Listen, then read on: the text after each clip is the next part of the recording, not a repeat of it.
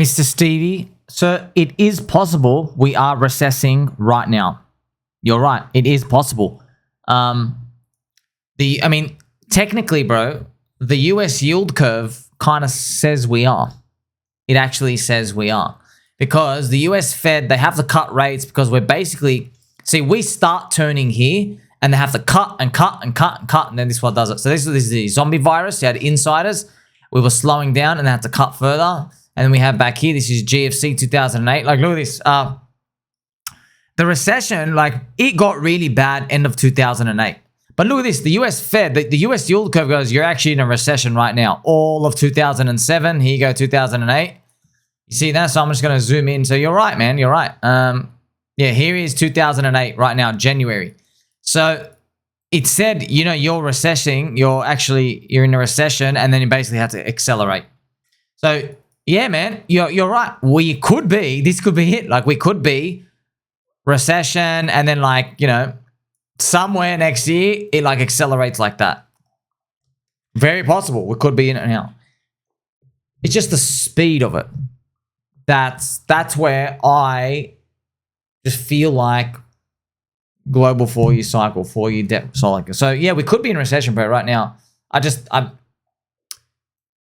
If it is possible, man. It goes up, everyone thinks it's okay, and then in 2026 it continues like that. So that would be here's 2026 right here.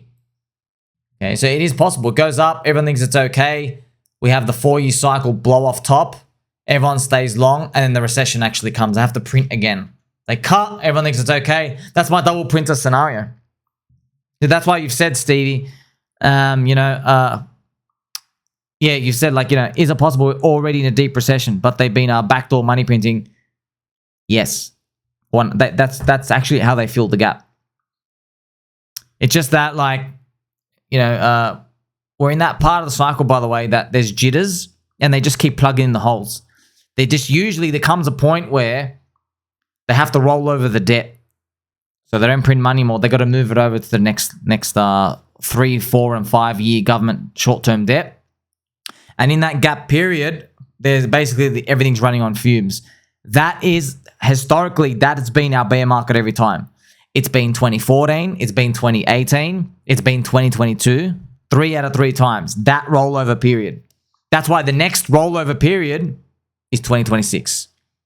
You see? So yeah, that's why you're saying, like, what, you know, like, interesting to think about. What if it changes this time? Yeah, it could. It could. It's just like, so far though, next year's not the final cracker year. Next year, see, they've just printed actually this year. They've done the government rollover debt, and it takes like 12 months to seep into the economy, which is next year. And then it runs out though into 2026. That's why you have, like, I can even show you now, because it's fascinating to think about. Like, yeah, this was government debt rollover. Look at that. That was 2022. And then we had it in 2018, government debt rollover. By the way, stock market kept going up in this period. But then stock market capitulated with us at the end of 2018. And then also 2014, government debt rollover. But that's why in our Bitcoin halving, that's why it's so spooky. In our Bitcoin halving year, so 2012, 2016, 2020, 2024, in those years, the government has to print the money to do the new debt scheme. They got to print it to pay it off. So, you know, that's why it's scary. That's why everyone's like, wait a minute. How did Satoshi time the Bitcoin halving with the 4-year government debt? I don't know, bro. No one knows. It's magic. It's just while we're aware of it, we take advantage of it. Otherwise, we don't know. Right? So yeah, that's what we call the banana zone. That's why we print money, it seeps in, and then you get the blow off after. That's a banana zone. And then you have his Bitcoin halving again, right? 2016, banana zone. And then we have 2020, banana zone, right? And now here we have 2024, expecting banana zone. Everyone's like saying, hey, what if the banana zone kind of fails? Yeah, it's possible, but just we'll worry about that, I think, in 2026. That 2026. That's why I don't have price targets. I'm like, well, this whole magic is time. So you just remember, you got to be orange juice in the jug. Yeah, whatever you give us, we'll take it. That's why when they print the money for the banana zone, it takes time to seep into the economy. But the JEETs, they want to sell in Q1 of 2025. They want to sell here. They want to sell really here because they have so much PTSD. They don't want to hold.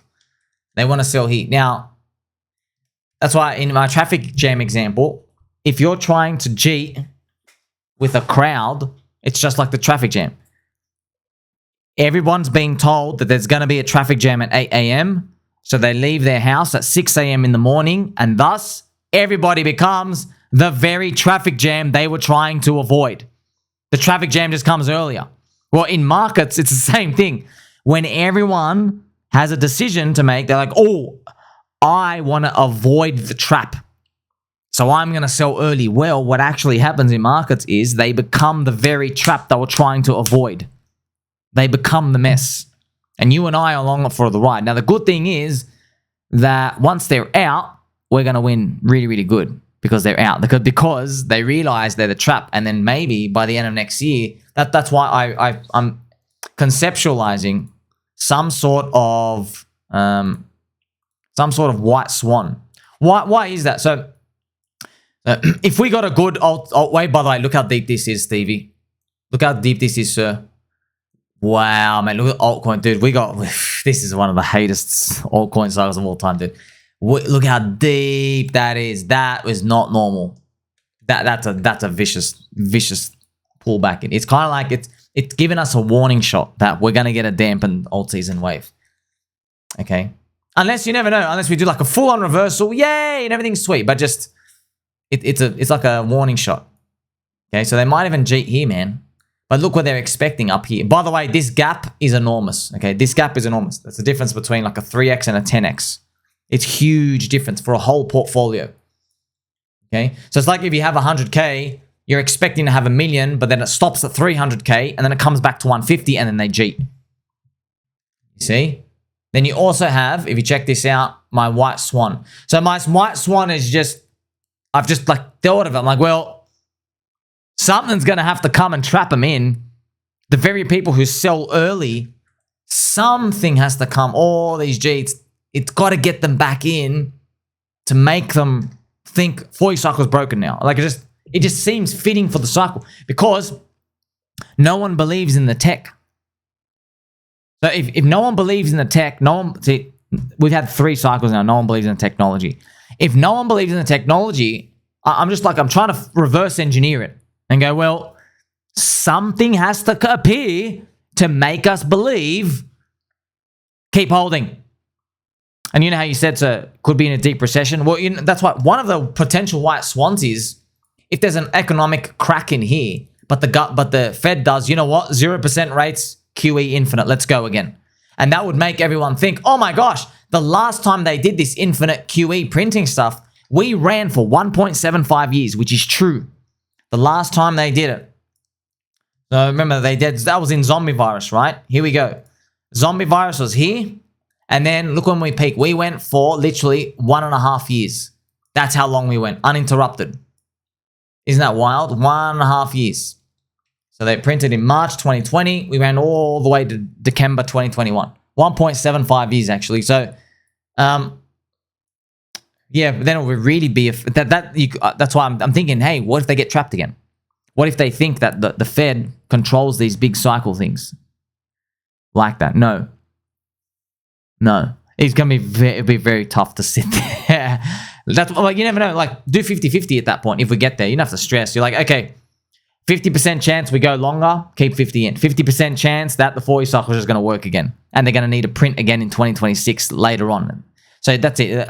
At least you're thinking about this probabilistically if you approach it like this instead of the JEETs.